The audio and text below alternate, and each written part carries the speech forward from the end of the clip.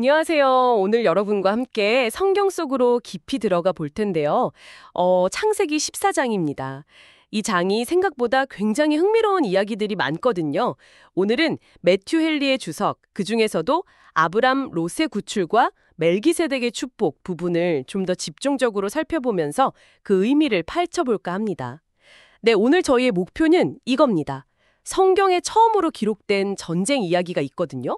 그게 대체 어떤 의미인지, 또 그 속에서 아브라함이 보여준 행동, 정말 놀라운데 그 의미는 무엇인지, 그리고 빼놓을 수 없는 인물이죠. 멜기세덱. 정말 미스테리한데 이분의 정체와 중요성까지 한번 알아보는 거예요. 이걸 통해서 오늘 우리의 삶과 신앙에 적용할 점들을 좀 찾아보는 거죠.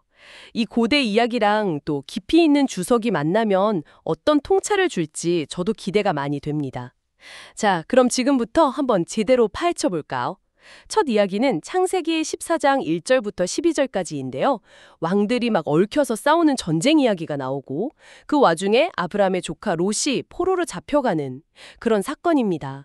이게 성경에 기록된 첫 전쟁이라고 하니까 그냥 옛날 전쟁 이야기는 아닐 것 같고 뭔가 좀 특별한 의미가 있을 것 같아요. 왜 이 기록이 성경에 딱 들어갔을까요? 네, 그거 아주 좋은 질문이세요. 매튜엘리 주석을 보면요. 이 전쟁이 성경에 기록된 가장 큰 이유는 다른 게 아니라 아브람과 롯 때문이라는 거예요. 그러니까 하나님 이야기의 중심 인물들이 이 사건에 직접적으로 연관되어 있기 때문이라는 거죠. 뭐 단순히 고대 근동의 어떤 국제 분쟁을 기록하려는 게 목적이 아니고요. 이 사건이 하나님의 백성에게 특히 아브람과 롯에게 어떤 영향을 미쳤는지 그게 핵심이라는 겁니다. 당시 상황을 좀 보면 엘람 왕 그돌라오멜, 이 왕이 중심이 된 네 왕 연합군이 있었고요. 이들이 요단 평지에 있던 소돔 고모라 등 다섯 왕과 싸운 전쟁이었어요. 아, 네, 왕 대다섯 왕. 근데 왜 싸우게 된 건가요? 그냥 뭐 땅 싸움 같은 거였을까요? 표면적인 이유는 창세기 14장 4절에 나오는데요. 소돔을 비롯한 다섯 왕이 12년 동안 그돌라오멜을 섬기다가 이제 반란을 일으킨 거죠. 근데 이제 헨리 주석은 그 이면을 좀 더 깊게 봐요. 결국 인간의 어떤 뿌리 깊은 욕망들, 예를 들면 교만, 탐욕, 또 야망 같은 것들이 전쟁의 진짜 동력이라고 지적하거든요. 그리고 또 흥미로운 해석 중 하나는 이게 혹시 노아의 예언, 그러니까 창세기 9장 25절에서 27절에 나오는 거예요. 셈의 후손인 엘람이 가나안 후손인 소돔을 지배하게 될 거라는 그 예언이 이루어지는 과정일 수도 있다. 뭐 이런 관점도 제시해요. 오, 예언의 성취라. 그럴 수도 있겠네요. 결과는 뭐 예상대로 다섯 원이 크게 패했고요. 도시들은 약탈당하고 많은 사람들이 역정구덩이, 그러니까 창세기 13, 10절에 나오는 거기에 빠져서 죽기도 했죠. 주석은 이걸 보면서 호세아 2장 8절 9절을 인용하는데요. 하나님이 주신 풍요를 그냥 당연하게 여기고 막 남용하는 사람들한테서 하나님이 그걸 다시 걷어가시는 뭐 그런 심판의 모습도 보여준다고 설명해요. 아, 근데 여기서 진짜 안타까운 일이 생기잖아요. 창세기 14장 12절을 보면 아브라함의 조카 롯, 이 롯도 재물이랑 같이 포로로 잡혀갔다는 거예요. 롯은 그래도 의로운 사람으로 알고 있었는데 왜 이런 일을 당했을까요? 어떻게 보면 자기가 선택했던 그 풍요로운 땅이 결국 발목을 잡은 셈인데요. 네, 바로 그 지점이 롯 이야기를 통해서 우리가 좀 생각해봐야 할 교훈인 것 같아요.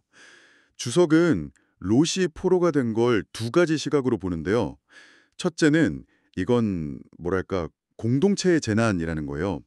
아무리 의로운 사람이라도 자기가 속한 사회가 어려움을 겪으면 거기서 완전히 자유로울 수는 없다는 거죠.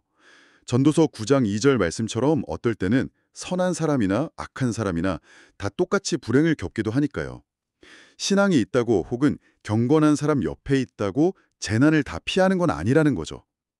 나쁜 이유 때문에 의인이 고통받을 수도 있다는 현실을 보여주는 거예요. 근데 주석은 여기서 더 나아가서 롯 자신의 선택의 결과라는 점을 더 강하게 지적해요.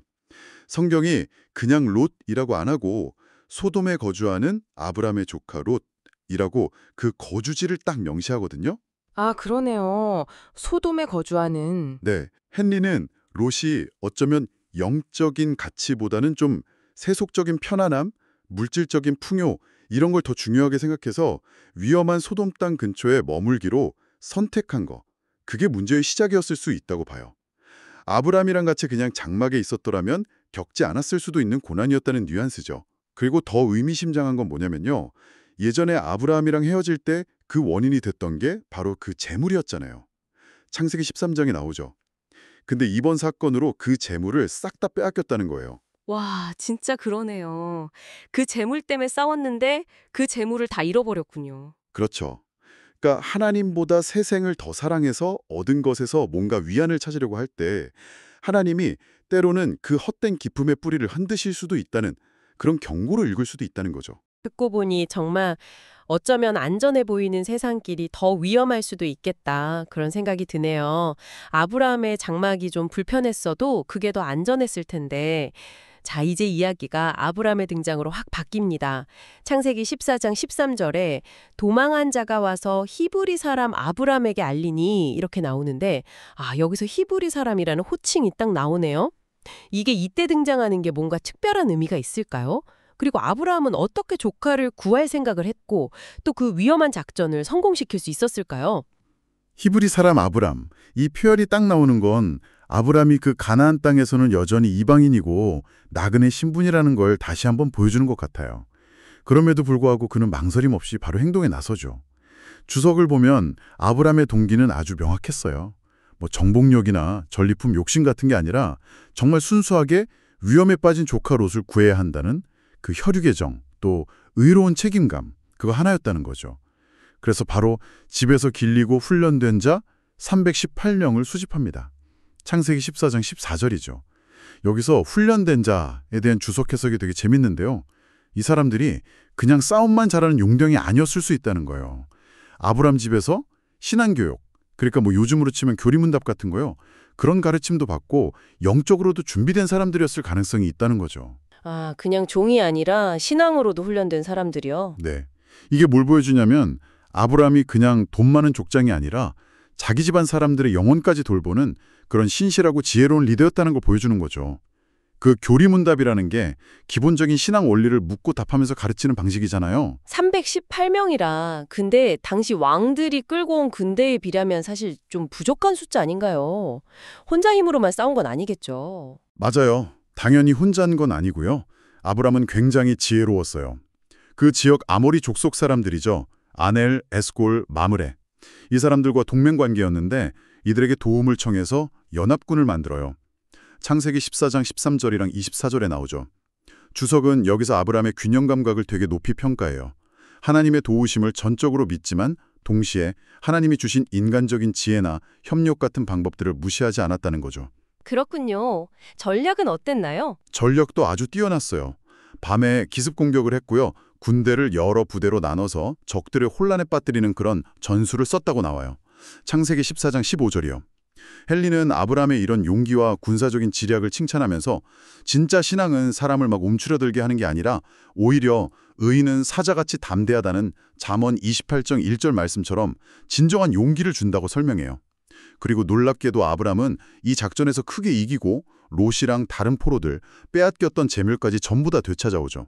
창세기 14장 16절입니다. 근데 아브람 쪽에서는 사상자가 전혀 기록되어 있지 않아요. 주석은 이걸 보면서 선한 의도와 믿음으로 행동할 때는 하나님의 특별한 보호와 성공이 따른다는 걸 보여주는 예라고 해요. 마치 사무엘상 14장 6절에 나오는 요나단 이야기처럼요. 와, 듣고 보니 정말 대단하네요. 예전에 롯이랑 재산 문제로 약간 불편한 일도 있었잖아요. 근데 그런 건 다 잊고 목숨 걸고 조카 구하러 나선 아브람의 모습이 진짜 존경스럽습니다. 쉽지 않았을 텐데. 그렇죠. 바로 그게 아브람의 위대한 점인 것 같아요. 주석은 이 사건을 통해서 우리가 배워야 할 중요한 교훈들을 몇 가지 짚어주는데요. 첫째는 어려움에 처한 사람, 특히 가족이나 친구를 돕는 건 우리의 의무라는 거예요. 잠언 17장 17절 말씀. 친구는 사랑에 끊어지지 아니하고 형제는 위급한 때를 위하여 낳느니라. 딱 이 말씀 그대로죠. 둘째는 설령 상대방이 예전에 나한테 잘못했거나 자기 의무를 다하지 못했다고 해도 그게 내가 해야 할 선한 일을 포기할 이유는 못 된다는 거예요. 헨리는 우리가 하나님과 원수였을 때도 하나님이 먼저 우리를 용서하고 화해의 손을 내미셨다는 걸 기억하라고 권면해요. 미가 7장 18절을 인용하면서요. 그러니까 우리도 친구뿐 아니라 때로는 원수까지도 용서하고 도울 수 있어야 한다는 거죠. 그 관점이 정말 중요하네요. 네. 더 나아가서 아브라함이 롯만 구한 게 아니라 사실 자기랑 아무 상관없는 소돔 사람들까지 다 구출했잖아요. 이건 마치 하나님이 의인이나 악인이나 똑같이 햇빛과 비를 내려주시는 것처럼 마태복음 5장 45절이죠. 그런 어떤 차별 없는 보편적인 선행의 모범을 보여준 거라고 해석해요. 이사야 41장 2절에 누가 동방에서 사람을 일깨워서 공의로 그를 자기 발 앞에 이르게 하였느냐는 말씀이 혹시 아브라함의 이 의로운 행동을 가리키는 게 아닐까? 뭐 이런 해석도 덧붙이고요. 정말 아브람 행동 하나하나에 이렇게 깊은 의미가 숨어 있었군요. 자, 이렇게 극적인 승리를 거두고 돌아오는 길에 정말 예상치 못한 인물을 만나게 됩니다. 성경 전체에서도 아주 신비로운 인물인데요. 바로 살렘 왕이자 제사장인 멜기세덱입니다. 창세기 14장 17절에서 20절까지 나오죠. 이름부터 뭔가 예사롭지 않은데 이분은 도대체 누구고 왜 갑자기 여기에 등장하는 걸까요? 멜기세덱? 정말 성경의 미스테리 인물 중에 대표격이죠.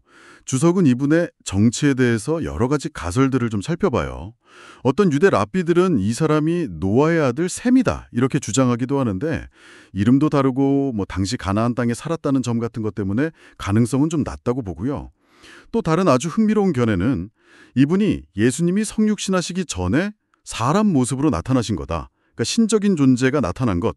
이걸 크리스토파니라고 부르는데요. 이런 해석도 있어요. 아, 예수님이 미리 나타나신 거다. 네. 특히 히브리서 7장 3절을 보면 멜기세덱을 묘사하기를 아버지도 없고 어머니도 없고 족보도 없고 시작한 날도 없고 생명의 끝도 없어 하나님의 아들과 닮아서 항상 제사장으로 있느니라 이렇게 말하거든요. 이 구절이 이런 해석을 좀 뒷받침하는 근거로 제시되기도 하죠. 하지만 주석에서는 가장 널리 받아들여지고 또 좀 무난한 견해는 뭐냐면요. 멜기세덱이 그냥 당시 가나안 땅의 한 도시국가 살렘이라는 곳, 아마 나중에 예루살렘이 된 것으로 추정해요.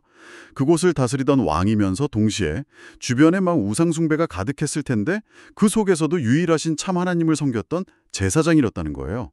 그럼에도 불구하고 왜 성경에 딱 이 장면에만 잠깐 나왔다가 사라지는지, 그가 속한 신앙 공동체는 어땠는지 이런 많은 부분들은 여전히 좀 베일에 쌓여 있다고 헨리는 지적해요. 그렇군요. 정말 신비로운 인물이네요. 그럼 이 멜기세덱이 아브람에게 와서 구체적으로 뭘 했나요? 멜기세덱은 전쟁에서 이기고 돌아오는 아브라함을 맞이하면서 떡과 포도주를 가지고 나와요. 창세기 14장 18절이죠.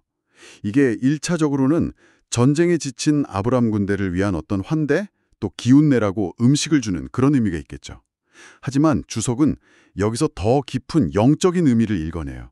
이건 마치 우리가 치열한 영적 싸움을 끝냈을 때 그리스도께서 은혜의 언약을 통해서 우리에게 주시는 영적인 양식, 또 위로, 이런 걸 상징한다고 해석하는 거죠. 그리고 그는 지극히 높으신 하나님의 제사장으로서 아브라함을 축복합니다. 창세기 14장 19절에요.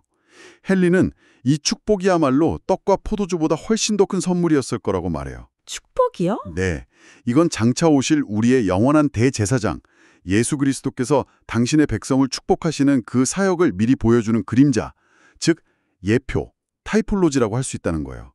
성경에서는 종종 구약의 인물이나 사건, 제도가 신약의 그리스도나 그분의 사역, 교회를 미리 상징적으로 보여주는 경우가 있는데 이걸 예표라고 부르거든요. 아, 예표. 그렇고요. 그럼 멜기세덱이 한 말 자체에도 뭔가 중요한 메시지가 있었겠네요? 물론이죠. 그가 한 말은 크게 두 부분으로 나눌 수 있어요. 먼저 아브람을 향한 축복 기도입니다. 천지의 주제시여 지극히 높으신 하나님이여 아브람에게 복을 주옵소서. 창세기 14장 19절이죠. 여기서 천지의 주제, 지극히 높으신 하나님, 이 칭호 자체가 당시 다신론 문화 속에서 유일하고 절대적인 하나님의 주권을 선포하는 아주 강력한 표현이에요. 그 다음은 하나님을 향한 찬송인데요. 너희 대적을 내 손에 붙이신 지극히 높으신 하나님을 찬송할지로다. 창세기 14장 20절이죠. 주석은 이 두 마디가 우리에게 아주 중요한 교훈을 준다고 강조해요. 첫째는 모든 승리와 성공의 영광은 오직 하나님께만 돌려야 한다는 것. 둘째는 다른 사람이 받은 복이나 은혜에 대해서 시기하거나 무관심하지 말고 함께 기뻐하고 하나님께 감사하는 게 마땅하다는 거예요. 아, 남의 복을 같이 기뻐하는 것, 그것도 중요하군요. 그럼 아브람은 이런 환대와 축복에 어떻게 반응했나요? 그냥 뭐 고맙다고 인사만 하지는 않았을 것 같은데요. 네, 아브람의 반응 역시 아주 중요합니다. 그는 자기가 전쟁에서 얻은 모든 전리품의 10분의 1을 멜기세덱에게 줍니다. 창세기 14장 20절 하반절에요. 주석은 이 행동에 담긴 두 가지 중요한 의미를 설명하는데요. 첫째는 당연히 자신을 환대하고 축복해준 멜기세덱에 대한 존경과 감사의 표시겠죠. 둘째는 이게 더 본질적인 의미인데 이게 그냥 사람에게 주는 선물이 아니라 지극히 높으신 하나님께 드리는 신앙적인 헌물이라는 거예요. 동시에 멜기세덱을 그 하나님의 합법적인 제사장으로 인정하고 그의 권위에 순곡하는 행위라는 거죠. 아, 그냥 감사의 선물이 아니라 하나님께 드리는 헌금 같은 의미군요. 그렇죠. 헨리는 히브리서 7장 4절을 근거로 이 사건이 장차 우리가 우리의 영원한 대제사장이신 예수 그리스도께 마땅히 드려야 할 존경과 또 물질적인 헌신을 미리 보여주는 거라고 설명해요. 특히 하나님으로부터 뭔가 특별한 은혜나 물질적인 복을 받았을 때 감사의 표시로 소득의 일부를 하나님께 드리는 것이 아주 합당하고 경건한 행위라는 걸 보여준다고 말합니다. 멜기세덱과의 만남, 정말 생각할 거리가 많네요. 자, 이제 오늘의 마지막 네 번째 이야기입니다. 아브람과 소돔왕 사이의 대화인데요. 창세기 14장 21절부터 24절까지요. 구출받은 소돔왕이 돌아온 아브람에게 와서 제안을 하죠. 사람은 내게 보내고 물품은 네가 가지라. 언뜻 들으면 뭐 합리적인 제안 같기도 한데 아브람은 왜 이걸 그렇게 단호하게 거절했을까요? 여기에도 또 뭔가 깊은 뜻이 숨어 있을까요? 소돔왕의 제안은 딱 보면 그냥 전형적인 세상 방식의 거래 같아요. 목숨 건졌으니 사람은 돌려받고 그 수고에 대한 대가로 되찾아온 물품들은 아브람 당신이 가지시오. 뭐 이런 거죠. 그런데 아브라함의 반응은 정말 단호하고 어떻게 보면 좀 예상 밖이에요. 그런 구출된 사람들뿐만 아니라 빼앗겼던 재물까지 전부 다 돌려주겠다 이렇게 선언하면서 네게 속한 것은 실 한 오락이나 들매끈 한 가닥도 내가 가지지 아니하리라. 그 딱 못을 박아요. 창세기 14장 23절이죠. 실 한 오락이 신발끈 하나도 안 갖겠다. 와, 정말 단호하네요. 네, 주석은 아브라함의 이런 태도가 그의 깊은 신앙에서 나온 거라고 해석해요. 하나님께서 자신을 부유하게 하실 거라는 그 약속을 굳게 믿었기 때문에 죄악으로 물든 소돔의 재물에는 정말 조금도 미련을 두지 않았다는 거죠. 하늘의 기업을 바라보는 사람에게는 땅의 것은 가볍게 보일 수 있다는 겁니다. 단순히 그냥 재물에 욕심이 없다. 이걸 넘어서는 더 깊은 이유가 있었던 것 같네요. 정확해요. 아브라함은 자기가 왜 거절하는지 그 이유를 분명히 밝히는데요. 먼저 그는 천지의 주제시요 지극히 높으신 하나님 여호와께 내가 손을 들어 맹세하노니 라고 말하면서 자기 결심을 신앙적으로 확증해요. 창세기 14장 22절이죠. 여기서 아주 흥미로운 점은 아브라함이 방금 멜기세덱한테 들었던 그 칭호, 천지의 주제, 지극히 높으신 하나님, 이걸 그대로 쓰고 있다는 거예요. 아, 진짜 그러네요. 바로 써먹네요. 네, 주석은 이걸 보면서 경건한 사람들과 교제하는 것이 하나님에 대한 올바른 표현이나 신한 언어를 배우는데 얼마나 유익한지를 보여주는 장면이라고 덧붙여요. 아브라함이 이렇게 맹세까지 하면서 단호하게 거절한 진짜 핵심 이유는 창세기 14장 23절 하반절에 나오는데요. 이는 네 말이 내가 아브라함으로 치부하게 하였다 할까 두려움이라. 내가 너 때문에 부자 됐다고 할까봐 두렵다. 그렇죠. 즉 만약 아브라함이 소돔 왕이 주는 재물을 덜컥 받으면 나중에 소돔 왕이나 다른 사람들이 야, 아브라함 저 사람 부자 된 거 그거 다 내 덕분이야. 혹은 소돔 재물 덕분이지. 이렇게 말할 여지를 주게 된다는 거예요. 이게 두 가지 심각한 문제를 낳을 수 있다는 거죠. 첫째는 아브라함을 축복하고 부유하게 하시겠다는 그 하나님의 약속과 영광을 가리게 되는 거고요. 둘째는 아브라함 자신이 마치 탐욕 때문에 그 위험한 전쟁에 뛰어든 것처럼 비춰질 수 있는 아주 불명예스러운 오해를 살 수 있다는 거죠. 주석은 하나님의 백성들은 자기 명예를 소중히 여겨야 하고 특히 탐욕스럽다는 오해를 받거나 악의적인 비방거리를 주지 않도록 말과 행동에 신중해야 한다고 강조해요. 아, 그런 깊은 속뜻이 있었군요. 근데 아브라함이 그렇다고 모든 걸 다 거절한 건 아니었잖아요. 자기 몫은 포기했지만 다른 사람들 몫은 또 챙겨준 것 같은데요? 네, 바로 그 점이 아브라함의 분별력과 공정함을 보여주는 아주 중요한 부분입니다. 아브라함은 자기 신념에 따라 소돔의 재물을 거절했지만 두 가지는 딱 예외로 둬요. 첫째는 전투에 참여했던 젊은이들, 그러니까 자기 부하들이 먹은 것, 작전 수행 중에 당연히 소모된 식량 같은 거겠죠. 이건 당연히 제외한다는 거고요. 둘째는 자신과 함께 싸웠던 동맹자들, 아넬과 에스골과 마므르의 분깃, 즉 그들의 몫입니다. 창세기 14장 24절이죠. 아브람은 그들이 그 분깃을 가질 것이니라고 분명하게 선언하면서 그들의 권리를 딱 인정해줘요. 자기 기준을 남에게 강요하지 않았네요. 맞아요. 주석은 여기서 아브람의 지혜와 공평함을 아주 높이 평가해요. 그는 자기의 높은 신앙 기준이나 개인적인 맹세를 다른 사람들에게 강요하지 않았어요. 자신은 하나님의 약속을 믿고 소돔 제물을 거절할 특별한 이유가 있었지만 동맹자들은 아브람과 같은 신앙 고백이나 맹세 아래 있었던 게 아니잖아요. 그러니까 전쟁에 참여한 대가로 얻은 정당한 몫을 그들이 취하는 걸 막지 않은 거죠.